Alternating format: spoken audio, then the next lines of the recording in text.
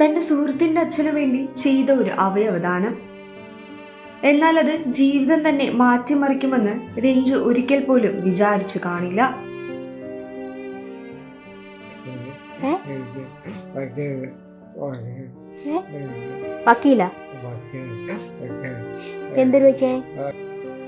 ഇപ്പം നമുക്ക് ചിലവിന് വേണ്ടി തന്നെ ഏകദേശം 1.5 കോടിയോളം 1 കോടിക്ക് മേലെയായി. അപ്പോൾ നമ്മുടെ വസ്തു എല്ലാം വിറ്റു.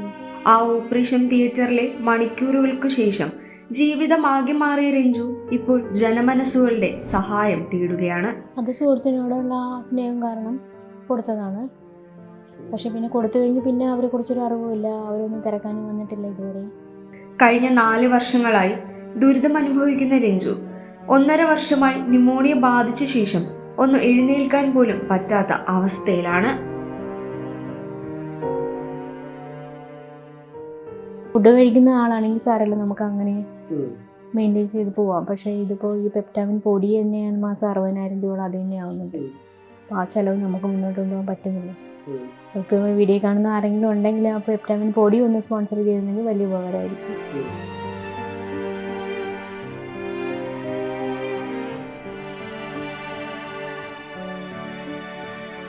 എൻ്റെ പേര് റെജി, ഇതെൻ്റെ സഹോദരൻ രഞ്ജു. എൻ്റെ സഹോദരൻ 2020 അവൻ്റെ സുഹൃത്തിൻ്റെ പിതാവിന് വേണ്ടി കരൾ ദാനം ചെയ്യുകയുണ്ടായി. അപ്പോൾ അതിനെ തുടർന്നുണ്ടായ കോംപ്ലിക്കേഷനിൽ സ്പൈനൽ സ്ട്രോക്ക് വരെയും 4-4.5 വർഷമായി ഒരേപോലെ കിടപ്പിലാണ്. ശരിക്കും അന്ന് 2020 എന്ന് പറയുമ്പോൾ കോവിഡിന്റെ കാലയളവിലാണല്ലോ, കോവിഡിന്റെ ഇടയിലാണോ ഇത് ശരിക്കും? അതെ. എന്തായിരുന്നു അന്നത്തെ ഒരു സാഹചര്യം? ശരിക്കും എങ്ങനെയായിരുന്നു കൊടുക്കാനുണ്ടായ ഒരു സാഹചര്യം? അത് സുഹൃത്തിനോടുള്ള സ്നേഹം കാരണം കൊടുത്തതാണ്. പക്ഷെ പിന്നെ കൊടുത്തു കഴിഞ്ഞ് പിന്നെ അവരെ കുറിച്ചൊരു അറിവുമില്ല, അവരൊന്നും തിരക്കാനും വന്നിട്ടില്ല ഇതുവരെ. നമുക്കാണെങ്കിലും മുന്നോട്ട് പോകാനും പറ്റാത്ത ഒരവസ്ഥയാണ്. ഉറ്റ സുഹൃത്തായിരുന്നു? അതെ, ഉറ്റ സുഹൃത്ത്. എവിടെയുള്ള ശരിക്കും? എറണാകുളത്ത് തന്നെയാണ്. എവിടെ വെച്ച, ഏത് ഹോസ്പിറ്റലിൽ വെച്ചിട്ടായിരുന്നു സംഭവിച്ചത്? ലേക്ഷോർ ഹോസ്പിറ്റലിൽ. അത് ചികിത്സപ്പഴ വന്ന് പിന്നെ കോടതി വിധി അങ്ങനെ വന്നിട്ടുണ്ടായിരുന്നു? ഇപ്പൊ ഗവൺമെന്റ് മുഖ്യമന്ത്രിയുടെ അന്വേഷണ ഉത്തരവിൽ വന്നിട്ടുണ്ട്, ചികിത്സാപ്പഴ തന്നെയാണെന്നാണ് വന്നിരിക്കുന്നത്. ഇപ്പൊ ശരിക്കും എങ്ങനെയാ ഇപ്പൊ അത് കേസ് നടക്കുന്നുണ്ടോ പാരലായിട്ട്, അതോ എങ്ങനെ ഇപ്പോഴത്തെ ഒരു സാഹചര്യം എങ്ങനെയാ? കേസ് നടക്കുന്നുണ്ട്. ചികിത്സാ ചെലവുകൾ എങ്ങനെയാ അപ്പോ നമ്മളിപ്പോ വഹിക്കുകയാണോ അതോ? ചികിത്സാ ചെലവ് സുമനസ്സുകളുടെ സഹായം കൊണ്ടാണ് നമ്മൾ മുന്നോട്ട് പോകുന്നത്. തീരെ മുന്നോട്ട് പോകാൻ പറ്റാത്ത അവസ്ഥയാണ്. കാരണം നമുക്ക് മാസം എങ്ങനെയായാലും ഒരു 3 ലക്ഷത്തിന് മേലെ വേണം. നമ്മുടെ കൊടുക്കുന്ന ഫുഡായാലും എല്ലാ കാര്യങ്ങളായാലും 3 ലക്ഷത്തിന് മേലെ വേണം. ഫിസിയോതെറാപ്പി, സ്പീച്ച് തെറാപ്പി, പിന്നെ അണ്ടർപാഡ്, ഡയപ്പർ, തുടയ്ക്കുന്ന വൈപ്സ് എല്ലാം നല്ല ചിലവാകുന്നുണ്ട്. ഈ ശരിക്കും മുമ്പത്തെ ഇപ്പോൾ നമുക്കറിയാം സാമ്പത്തിക ഭദ്രത അത്യാവശ്യം ഉണ്ടായിരുന്ന ആളുകളാണെങ്കിൽ തന്നെ ഇങ്ങനത്തെ ഒരു അവസ്ഥ വന്നു കഴിഞ്ഞാൽ നമ്മളതാകെ തകർന്നു പോകുന്ന കാഴ്ചയുണ്ട്. ശരിക്കും അങ്ങനെ തന്നെയാണോ? സാമ്പത്തികമായിട്ടും കുഴപ്പമില്ലാതിരുന്നൊരവസ്ഥയിലായിരുന്നു? അതെ. ഇപ്പം നമുക്ക് ചിലവിന് വേണ്ടി തന്നെ ഏകദേശം 1.5 കോടിയോളം 1 കോടിക്ക് മേലെയായി.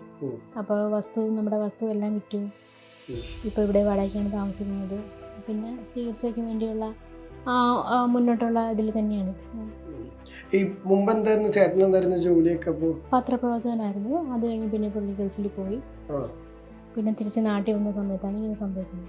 കോവിഡിന്റെ ഇടയിൽ ഏത് സമയത്തായിരുന്നു? 2020 തന്നെ. 2020 ഏത് സമയം, ഏത് മാസമൊക്കെ ആയിരുന്നു? മെയിലാണെന്നാണ് എൻ്റെ ഓർമ്മ.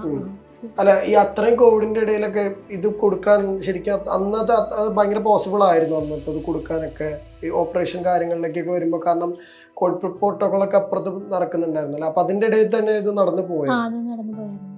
ഈ അവരുടെ ഒരു ഫീഡ്ബാക്ക് എന്താണ്? നമ്മുടെ ഈ കാറിൽ കൊടുത്തവരുടെ അവര് അന്വേഷിച്ചിട്ട് പിന്നെ ഒരു വിവരം അറിഞ്ഞില്ല. നമ്മള് എൻ്റെ സൗകര്യം അവരുടെ വീട്ടിൽ പോയി ഫോൺ വിളിച്ച് ഒരു വിവരവും കിട്ടിയില്ല. പിന്നെ ഒന്നും തിരിഞ്ഞു നോക്കിയിട്ടില്ല ഇതുവരെ. അല്ല, അന്ന് ഇപ്പൊ അവരെ ബന്ധപ്പെടാൻ നോക്കിയിട്ടുണ്ടായിരുന്നോ അടുത്തെങ്ങാനപ്പോ? ഇല്ല, പിന്നെ കുറേ അന്വേഷിച്ചിട്ട് കിട്ടാത്തതുകൊണ്ട് പിന്നെ അതിന് പോയില്ല. അങ്ങനെയാണെങ്കിൽ അവർ വീഡിയോ കണ്ട് കാണാതിരിക്കില്ലല്ലോ, എപ്പോഴെങ്കിലും ഒന്ന് വിളിക്കുകയോ ഒന്ന് വരികയോ ചെയ്തില്ലല്ലോ. ഒരിക്കലും പിന്നെ ബന്ധപ്പെട്ടിട്ടില്ല 4 വർഷത്തിനിടയിൽ? ഇല്ല, അവരിങ്ങോട്ട് ബന്ധപ്പെട്ടിട്ടില്ല. നിങ്ങളുടെ ഇപ്പോൾ ഒരു ദിവസം ഇപ്പം എങ്ങനെയാ? അപ്പോൾ ചേട്ടൻ എങ്ങനെയാ? അപ്പോൾ ചേട്ടൻ ഏതൊരു ഫിസിക്കൽ കണ്ടീഷനിലാണെന്നൊന്നും നമുക്ക് പറയാമോ? അത് ഇപ്പോൾ സ്പൈനൽ സ്ട്രോക്ക് വന്നിട്ട് പിന്നെ അതിനുശേഷം ഒരു ന്യൂമോണിയ വന്നു. ഉം. അതിനു മുമ്പ് ഒരു സംസാരിക്കുന്നു, ഒരു 1.5 വർഷം മുന്നേ വരെ ഉം. ന്യൂമോണിയ ഒന്ന് ബ്രെയിനിനെ ബാധിച്ചപ്പോൾ വിഴുങ്ങാനുള്ള ശേഷിയും സംസാരിക്കാനുള്ള ശേഷിയും പോയി. 21 ദിവസം വെന്റിലേറ്ററിലായിരുന്നു ഫസ്റ്റ് മെഡിസിറ്റിയിൽ. അത് കഴിഞ്ഞ് പിന്നെ 1.5 മാസം MICയിലായിരുന്നു. പിന്നെ അതിനുശേഷമാണ് ഈ രൂപത്തിൽ നമുക്ക് കിട്ടിയത്. ഇപ്പോൾ 2 ഫീഡിങ് ആണ്. പെപ്റ്റാമിൻ എന്ന് പറഞ്ഞൊരു പൊടി, അത് നല്ല വിലയാണ്. 2000 രൂപയ്ക്ക് എടുത്ത ഒരു ബോട്ടിലിന്, അത് ഒരു ബോട്ടിൽ ഡെയിലി കൊടുക്കും. പിന്നെ പഴച്ചാറോ എന്തെങ്കിലും കൊടുക്കും, വേറെ ഒന്നും കൊടുക്കാൻ പറ്റില്ല. പിന്നെ മെഡിസിൻ ഉണ്ട്. പിന്നെ അത് കഴിഞ്ഞ് ഫിസിയോതെറാപ്പി പോകുന്നുണ്ട്, സ്പീച്ച് തെറാപ്പി ഉണ്ട്. പിന്നെ നമ്മൾ ഡെയിലി 2 നേരം തുടയ്ക്കും, ചരിച്ച് കിടത്തുന്നുണ്ട്, അങ്ങനെ പോകുന്നുണ്ട്. ഈ ഡോക്ടേഴ്സ് ഇപ്പം എന്താ പറഞ്ഞപ്പോൾ പുതുതായിട്ട് ഡോക്ടർ ഇവിടെ വന്നാണോ ചെക്ക് ചെയ്യാൻ? ഡോക്ടർ വരും. എല്ലാ മാസത്തിൽ 2 പ്രാവശ്യം ഡോക്ടർ വരും. എല്ലാ ദിവസവും ഡെയിലി നേഴ്സ് വരുന്നുണ്ട് സക്ഷൻ ചെയ്യാനും എല്ലാത്തിനും, BP എല്ലാം നോക്കാനും. പിന്നെ എല്ലാ ആഴ്ചയിലും ബ്ലഡ് ടെസ്റ്റ് നടത്തുന്നുണ്ട്. ബ്ലഡ് ടെസ്റ്റിനടുത്ത് ഡോക്ടർക്ക് റിപ്പോർട്ട് അയച്ചു കൊടുക്കണം. പിന്നെ യൂറിൻ ബാഗ് അത് മാറ്റണം എല്ലാ ആഴ്ചയിലും. 2 ആഴ്ച കൂടുമ്പോൾ മാറ്റുന്നുണ്ട്. ഇംപ്രൂവ്മെന്റുകളുടെ കാര്യം പറയുന്നുണ്ടോ? ഇമ്പ്രൂവ്മെന്റ് ഉണ്ട്. ഇപ്പോൾ സംസാരിച്ചൊക്കെ തുടങ്ങി. സ്പീച്ച് തെറാപ്പിസ്റ്റ് പറയുന്നത് വിഴുങ്ങാറായി വരുന്നുണ്ടെന്നാണ് പറയുന്നത്. ഡോക്ടർ പറയുന്നത് സമയം എടുത്ത് റെഡിയാവും. സ്പൈനൽ സ്ട്രോക്ക് അങ്ങനെയാണ്. ഈ മുന്നോട്ട് ഇമ്പ്രൂവ്മെന്റിന്റെ കാര്യം പറയുമ്പോൾ നടക്കുക അല്ലെങ്കിൽ എണീറ്റിരിക്കുക, അപ്പൊ അങ്ങനത്തെ കാര്യങ്ങളിലൊക്കെ ഈ ഫിസിയോതെറാപ്പി ഭയങ്കരമായിട്ട് ഹെൽപ്പ് ചെയ്യുമോ? ഇമ്പ്രൂവ്മെന്റ് ഉണ്ടാകുന്നുണ്ടോ? ഇമ്പ്രൂവ്മെന്റ് ഉണ്ടാകുന്നുണ്ട്. ഡോക്ടർ പറഞ്ഞോ എങ്ങനെയെങ്കിലും പോസിബിൾ ആവും ഈ പറഞ്ഞ അടുത്ത് തന്നെ? പോസിബിൾ ആവും തന്നെ പറയുന്നത്. എങ്ങനെയാ മരുന്നും കാര്യങ്ങളൊക്കെ ആ കാര്യത്തില്, ഇമ്പ്രൂവ്മെന്റിന്റെ കാര്യത്തിൽ? അപ്പൊ ചികിത്സ ഇപ്പൊ എവിടെ? ആസ്റ്റർ മെഡിസിറ്റിയിലാണ്. ഏത് ഡോക്ടർ? അപ്പോ ഡോക്ടർ അനിൽ NX. എപ്പോഴാ ആ ഡോക്ടറെ അടുത്തേക്ക് കൊണ്ടുപോകുന്ന? ഈ ഒരു ന്യൂമോണിയ വന്നതിന് ശേഷം? ന്യൂമോണിയ വന്ന ശേഷമാണ്. അത് ന്യൂമോണിയ വന്ന വരെ ലക്ഷൂർ തന്നെയായിരുന്നു? അല്ലല്ല, അതിന് മുന്നേ ആസ്റ്റർ മെഡിസിറ്റി തന്നെയാണ്. അവർ പിന്നെ അങ്ങോട്ട് ഇതാക്കിയില്ല. അവർ ആ ചികിത്സ സഹായമൊന്നും തരാൻ നിന്നില്ല. ചികിത്സിക്കാൻ ഒരു പ്രാവശ്യം പോയായിരുന്നു, പക്ഷെ അവരവിടെ നിന്ന് അപമാനിച്ച് ഇറക്കി വിടുകയാണ് ഉണ്ടായത്. ശരിക്കും അന്ന് എന്ന് മുതൽ ഇത് ഭയങ്കരമായിട്ട് എഫക്ട് ചെയ്യാൻ തുടങ്ങിയ, ഈ ഓപ്പറേഷൻ കഴിഞ്ഞപ്പോൾ തന്നെ എഫക്ട് ചെയ്യാൻ തുടങ്ങിയത്? അതോ കുറച്ച് നാൾ കഴിഞ്ഞിട്ടാണോ ഈ പറഞ്ഞ പോലെ ഇങ്ങനെ ഫെയിലിയർ ആണെന്ന് മനസ്സിലായപ്പോൾ? അവർ ആദ്യമൊന്നും പറഞ്ഞില്ല, പിന്നീട് എപ്പോഴുമാണ് പറഞ്ഞത്.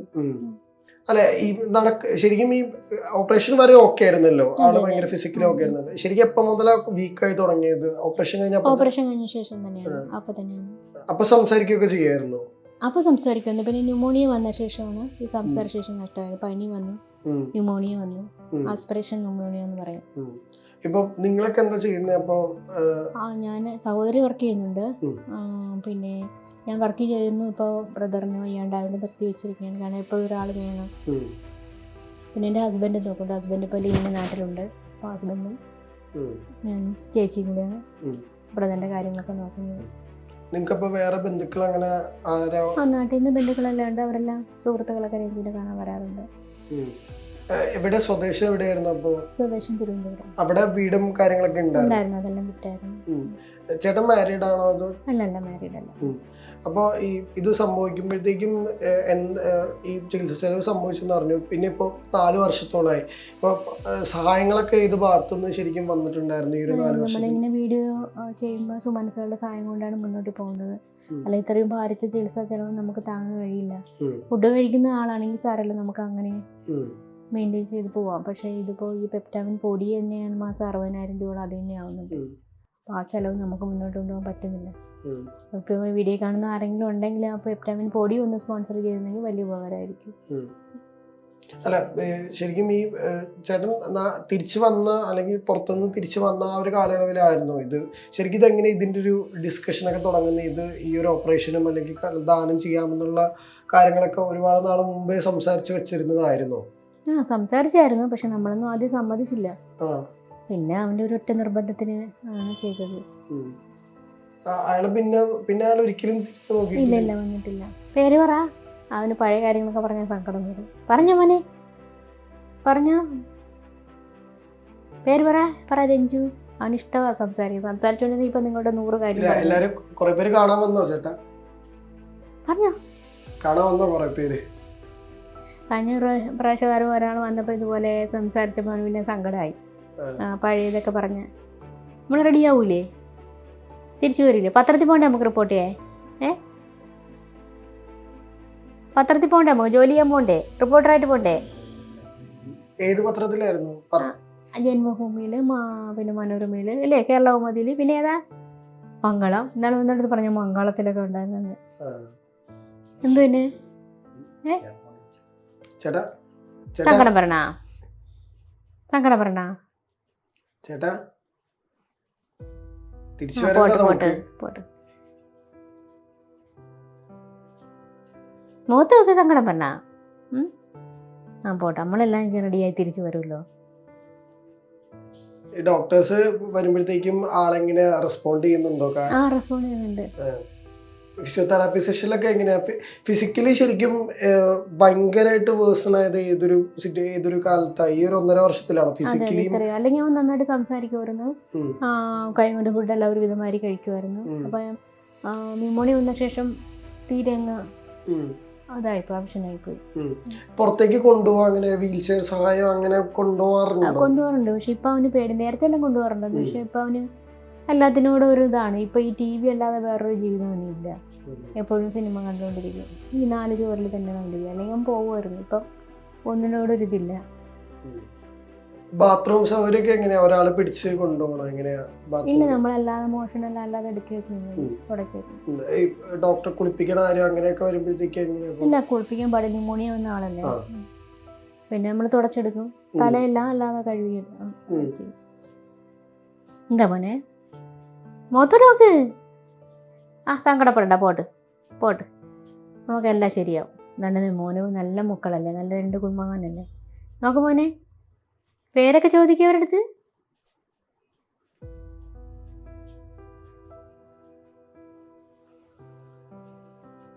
കരയണ്ട കേട്ടാ. അവനൊരു നന്മ ചെയ്തിട്ടിപ്പം അവനൊന്ന് സർവേ ചെയ്തവരെ ആരും നമ്മുടെ അവർക്ക് പിന്നീട് അങ്ങനത്തെ കോംപ്ലിക്കേഷൻ ഒന്നും ഉണ്ടായിട്ടില്ല. ഇല്ല. ഇത് എന്ത് കാരണം കൊണ്ട് ഇത് വന്നേന്ന് പറഞ്ഞിരുന്നു? എന്ത് സർജറിക്ക് ഇടയിലുണ്ട പിഴവ് നിമിത്തം തന്നെയാണ്. നന്മ ചെയ്തിട്ട് ഇങ്ങനെ ഇടുന്ന കഷ്ടം അനുഭവിക്കണ കാണുമ്പോൾ മുന്നോട്ട് പോകാനും നമുക്ക് നിവൃത്തിയില്ല. ഇതുപോലെ നല്ല മനസ്സുള്ള ആൾക്കാരുടെ സഹായം കൊണ്ടാണ് മുന്നോട്ട് പോണത്. ഒരു നന്മ ചെയ്തിട്ട് ഇക്കാലത്ത് ഇങ്ങനെ അവൻ്റെ ജീവിതവും പോയി. അവൻ അത്രയും ഒരു എങ്ങനെ ജീവിച്ചിരുന്ന ആളാണ് ഇപ്പോൾ ഈ 4 ചുവരിൽ ഇങ്ങനെ കഷ്ടപ്പെടുന്നത്. അതെ അതെ, അവന് ഒരുപാട് ആഗ്രഹങ്ങളുണ്ടല്ലോ നമ്മളെ പോലെയല്ല. ഇനിയിപ്പോൾ അവന് ആകെ ഒരു ലക്ഷ്യം TV കാണണം. പിന്നെ ടർബോ, മോഹൻലാലിന്, മമ്മൂട്ടിയൊക്കെ വലിയ ഇഷ്ടമാണ്. വിജയ്, അവരുടെയൊക്കെ സിനിമകൾ കാണുമ്പോൾ ഭയങ്കര ഉത്സാഹമാണ്. അല്ലേ മോനെ? ആരെ ഇഷ്ടം ചോദിച്ചാൽ ആരെയാണ് ഇഷ്ടം? മമ്മൂട്ടി. അത് മോഹൻലാലേ? മമ്മൂട്ടി. വിജയിന് ഇഷ്ടമാണ്. മമ്മൂട്ടി കാണണോ? നോക്ക്, അവരുടെ മുഖത്ത് നോക്കുമ്പോൾ നോക്ക്. എന്തിനാ സങ്കടപ്പെടണ? അതൊക്കെ ശരിയാവും. നമ്മൾ നല്ല ശരിക്കും അന്ന് ഈ ഓപ്പറേഷൻ ചെയ്ത് ആ സമയത്ത് അവര് നല്ലോണം ടേക്ക് കെയർ ചെയ്തിരുന്നു ഈ പറഞ്ഞ കാര്യങ്ങളൊക്കെ? അന്നത്തെ ചികിത്സാ ചെലവ് അവരാണോ വഹിച്ചത്? അപ്പോ ഓപ്പറേഷൻ കഴിഞ്ഞപ്പോഴുള്ള ചികിത്സാ ചെലവ് അവരാണോ വഹിച്ചത്? അന്ന് ഓപ്പറേഷന്റെ ചെലവുകളൊക്കെ അല്ലല്ല, നിങ്ങൾ തന്നെയാണോ? അവര് ശരിക്കും പറഞ്ഞു കഴിഞ്ഞാൽ ശരിക്കും ചതിക്കുകയാണല്ലോ ചെയ്തത്. ശരിക്കും പറഞ്ഞു കഴിഞ്ഞാൽ അവരൊരു തരത്തിൽ ചതിക്കുകയാണല്ലോ ചെയ്തത് ഈ ഒരു കാര്യത്തില്. അതെ, സുഹൃത്തിന്റെ പിതാവിന്. ഈ ഒരു അവസ്ഥയിലായി അറിഞ്ഞിട്ടും അവര് പിന്നീട് ഇങ്ങനെ തിരിഞ്ഞു നോക്കിയൊന്നുമില്ല.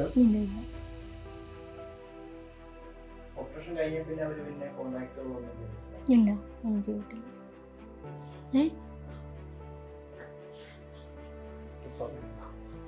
പൊടിയാ? പെപ്റ്റാമിൻ പൊടിയാ? എന്ത് വേണം മോന്?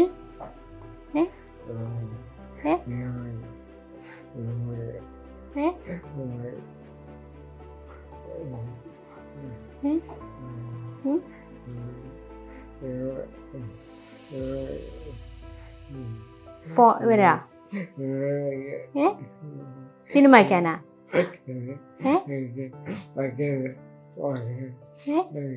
വക്കീല? എന്തൊരു വയ്ക്കേ? അവരെടുത്തോ? സിനിമ വയ്ക്കണോ? വയ്ക്കണ്ടേ? വാർത്തയാ? വാർത്ത വയ്ക്കണോ? അതൊന്നും കുഴപ്പമില്ല. അതിന് വാർത്തയാണ് ഏറ്റവും കൂടുതൽ ഇഷ്ടം. പിന്നെ വാർത്ത കണ്ടുകൊണ്ട് പിന്നെ അങ്ങ് എപ്പോഴും വാർത്ത കണ്ടുകൊണ്ട് ഗ്ലൂമി ആയിപ്പോ. അതുകൊണ്ടാണ് സിനിമയൊക്കെ വെച്ചുകൊടുത്തപ്പോൾ കോമഡിയൊക്കെയാണ് ഇഷ്ടം. അത്തരം കാര്യങ്ങളിലൊക്കെ ഇപ്പോഴും ഭയങ്കര ആക്റ്റീവ് ആണ്. ഭയങ്കര ആക്റ്റീവാണ്. നിങ്ങളോട് ഇങ്ങനത്തെ കാര്യങ്ങളാണ് എല്ലാം ഏറ്റവും പറയും. കൂടുതൽ. വെള്ളം ശരിക്കും എങ്ങനെയാ അപ്പൊ വെള്ളം വെള്ളം എല്ലാം ഇതുവഴിയെ കൊടുക്കും. ഇതുവഴി. പിന്നെ ദാഹിക്കെന്ന് പറയുമ്പോൾ ചുണ്ടിൽ നനച്ചു വെച്ചോളൂ, അങ്ങനെ കൊടുക്കാവും. ഒരുപാട് പേരുടെ സഹായം ഈ വീഡിയോയിലൂടെ ലഭിക്കട്ടെ. അപ്പൊ ഈ പറഞ്ഞ പോലെ ചേട്ടൻ എത്രയും വേഗം സുഖമായിട്ട്. Subscribe to One India and never miss an update.